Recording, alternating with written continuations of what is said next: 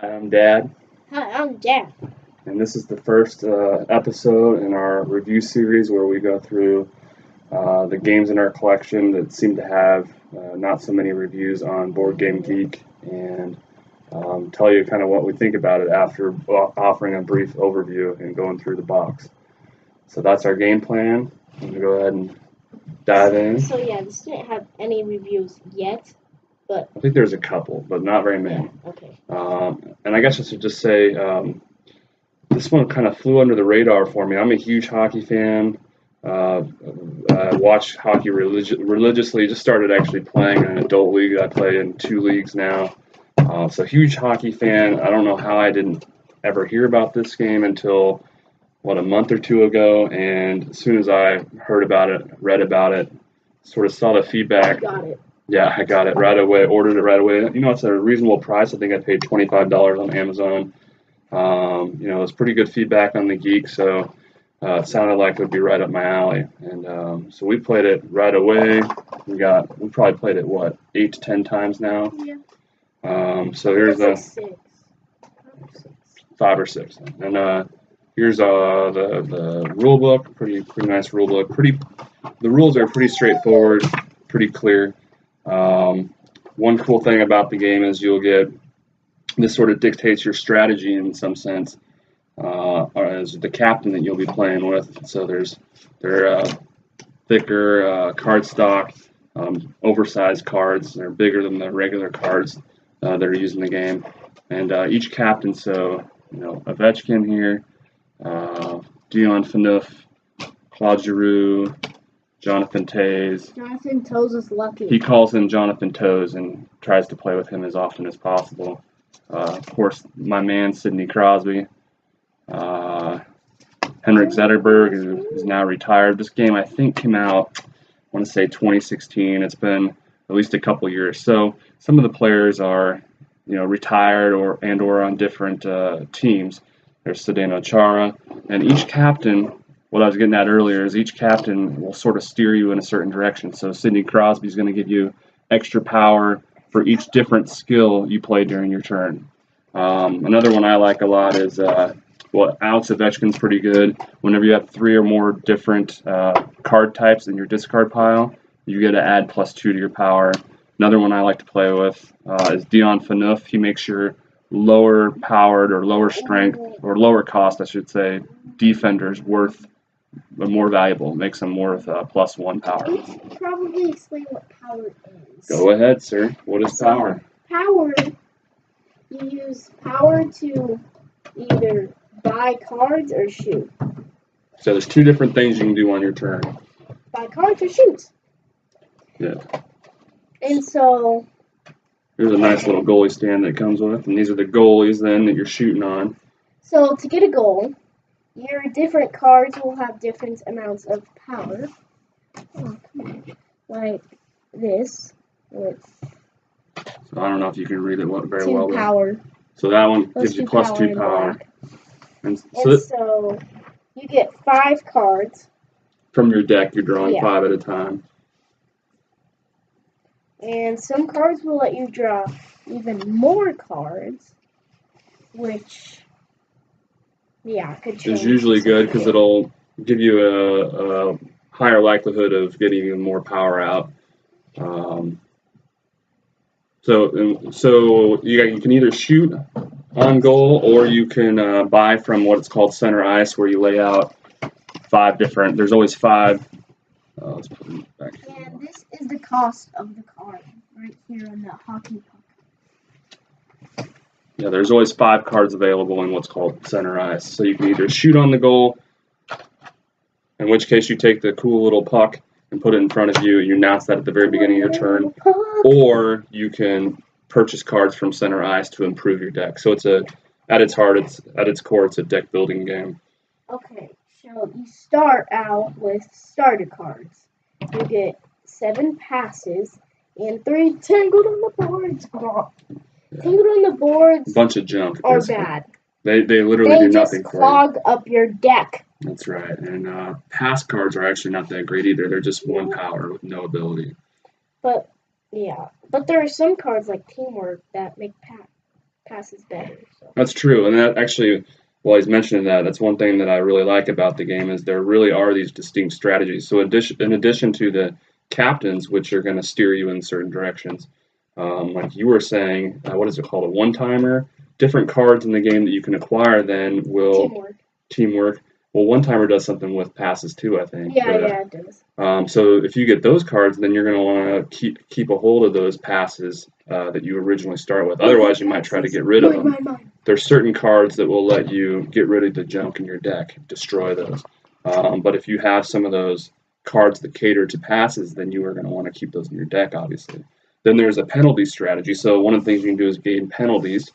Those will usually clog up your deck, but then there's an enforcer card where that'll actually give you huge bonus to your power the more penalties you have. So really cool and thematic too, just the different strategies that are actually available here to pursue. Another bad thing about penalties, if you get 2 of them in your hand, your turn is skipped. Immediately you have to announce it. Don't shake the table.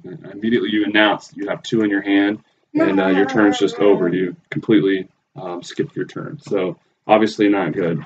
Yeah. But otherwise, I mean, that's really the gist of the game.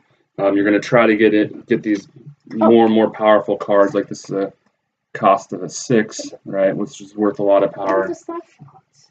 Oh yeah, then so for 3 power, you can buy a slap. So you have penalties next to the goal, and then you also have the slap shot cards next to the goal. These are always available. So there's 5 random cards from a deck that are available if you purchase cards, and there's always these slap shots. Slap shots have +2 power. And they cost 3, like I think you said. So those are always available for purchase until they run out. And I think they're pretty good cards actually. Yeah. Especially at the start. Yeah, especially when you can't. Yeah, for being so cheap, they're nice to get in your hand right away. Yeah. Otherwise, I mean, that's really. Hopefully, we gave you a nice overview of the game in general. The winner is, so as you're shooting on goal, you take the puck. Your opponent will have the opportunity then to play 1 defender, and defenders will increase the goalie's rating. So if it starts with a 9, this Cam Fowler will actually increase the goalie's rating to a 10. So then it doesn't matter since I have 10 power. So he would still be able to score the goal in that case, right? But the idea is if the opposition has a goalie in hand, then they can play it and increase the difficulty of scoring on the goalie. But as long as, like he said, he has met or exceeded the number on the goalie, you take the goalie and you put it underneath your captain card like this. There's 9 total goalies, so basically as soon as somebody gets to 5, right, they're going to win. Yeah, so don't shoot the table, please. So yeah, that's how the game runs in general. Again, the first to essentially 5 wins the game. We've had some really close games, especially lately. It seems like it's always kind of 4-4 going down to the wire. Let's take a moment here to kind of talk about our pros and cons. So I already mentioned one of my pros for this game is that it really does seem like you can develop and sort of pursue certain strategies, whether that be the penalty strategy, going for the enforcer cards, or your captains are obviously going to dictate sort of how you play the game as well, which I really, really like. So Sidney Crosby is going to reward different skills you have in your deck. So you want to try to get as many different types of skills as possible. Who's the other guy I was thinking of? Jonathan Toews, right? It's the same sort of deal, but with toes. The same sort of deal, except with maneuver cards. That's a different type of card. What kind of things do you like about the game? Well, I like deck building games for sure. So. And this is a good example of a good instantiation of a deck building game. Yeah, I would say another kind of positive for me would be the play time. It plays pretty much without exception, I would say, 20 to 40 minutes. You're really not going over that. So it's a nice, quick play time. And like I said, pretty straightforward rules. Any other big positives for you?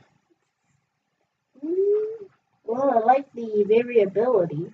Yeah, it does seem like every game is, kind of different. Yeah, even though you'll run into a lot of the same cards after you've played a handful of times like we have, how you're playing is still going to change from game to game. So yeah, definitely some variability, which means then, replayability will definitely be there for this game. I could see this game definitely being one that we'll pull out periodically for the rest of our lives, really, as long as he's staying with me. When we were watching a hockey game, we'll pull it out and play it as we watch. So, any other positives that you have? I like how this goalie is standing. Yeah, that is a pretty cool goalie stand. Pretty cool components. I'd say the components are pretty good. I guess we like the designer too. We have a couple other games by, I forgot how you say his name, Matt Hyra or something like that. He did Hot Rod Creeps, which Jack's a big fan of. Yeah. Did Hot Rod Creeps have many reviews? I'm not sure. That might be next on our list. We'll see. But components are good.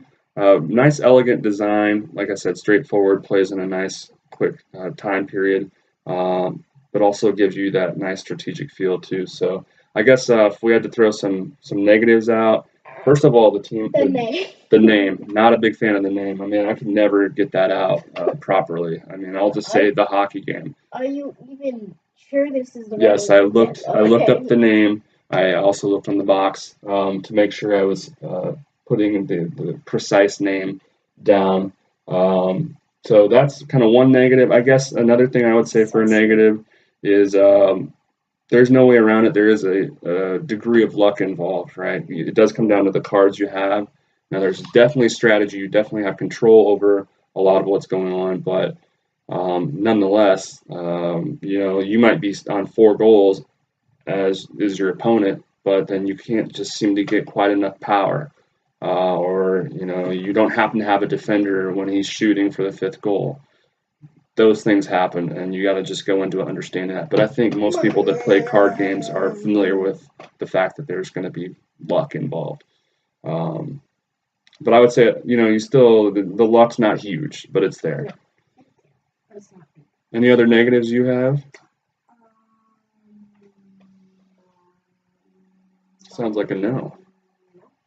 Okay, so what we'll do here at the end usually is just offer our own rating to kind of summarize what our overall impression of the game is. So in addition, probably give the Board Game Geek aggregate rating or rank. So on the Geek, it's only 4,084, which I guess for being a hockey game is not too bad. Because hockey's not necessarily that popular, right? So it is. I mean, I guess on the one hand, that's not too bad given the